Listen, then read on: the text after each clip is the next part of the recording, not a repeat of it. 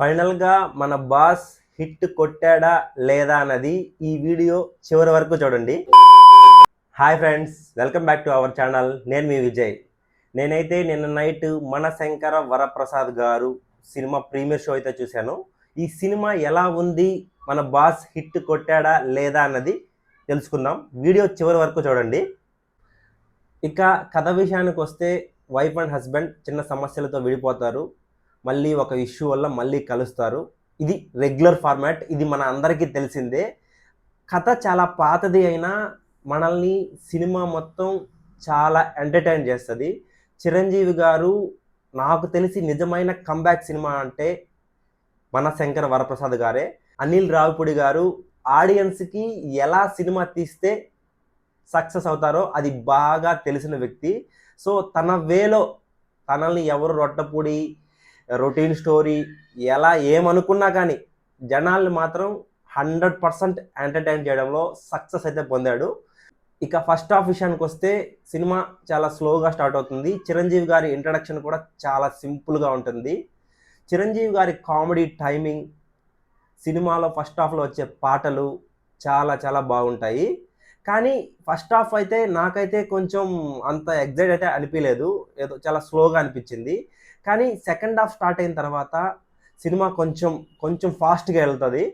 Cinema మాత్రం మనం through out 2.5 hours మనం బాగా ఎంజాయ్ చేస్తాము.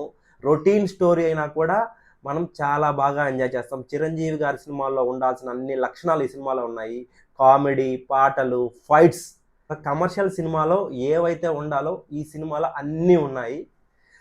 చిరంజీవి అభిమానులు మాత్రమే కాదు, ప్రతి ఒక్క ఫ్యామిలీ ఆడియన్స్ చాలా చాలా బాగా ఎంజాయ్ చేస్తారు. ఈ సంక్రాంతికి ఈ సినిమా పక్కా బ్లాక్ బాస్టర్ హిట్ అయితే అవుతుంది. ఎందుకంటే లాస్ట్ ఇయర్ సంక్రాంతికి వస్తున్నాం సినిమాలో కామెడీ చాలా క్రింజ్గా, చాలా లేక్గా అనిపించింది నాకైతే. ఆ సినిమా అయితే నాకైతే పెద్దగా నచ్చలేదు. కానీ ఆ సినిమానే ప్రేక్షకులు బ్రహ్మరథం పట్టారు. బట్ ఈ సినిమాలో ఎటువంటి క్రింజ్ కామెడీ అయితే లేదు, కానీ చాలా నీట్గా ప్రతి ఒక్క ఆడియన్స్ ఎంజాయ్ చేసే విధంగా అయితే సినిమా అయితే ఉంది. నాకైతే సెకండ్ హాఫ్ అయితే చాలా బాగా నచ్చింది. ఫస్ట్ హాఫ్ చూసి నేను కూడా ఏంద్రా ఈ సినిమా ఇలా ఉంది అనుకున్నాను. కానీ సెకండ్ హాఫ్ అయితే సినిమా చాలా బాగా ఎంజాయ్ చేస్తారు. ఎస్పెషల్లీ వెంకటేష్ గారు కేమియో వచ్చిన తర్వాత సినిమా ఇంకొంచెం స్పీడ్ వెళ్తుంది. ఓవరాల్గా నాకు తెలిసి మెగాస్టార్ చిరంజీవి గారికి అసలైన కంబ్యాక్ అంటే మనశంకర్ వరప్రసాద్ గారే.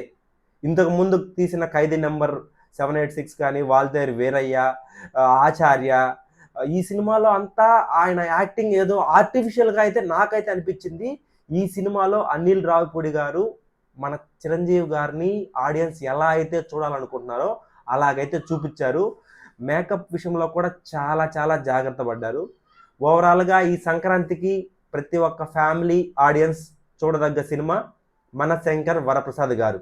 ఫ్రెండ్స్, నా వీడియోస్ అయితే చూస్తున్నారు, లైక్స్ అయితే పెద్దగా ఎవరు కొట్టడం లేదు.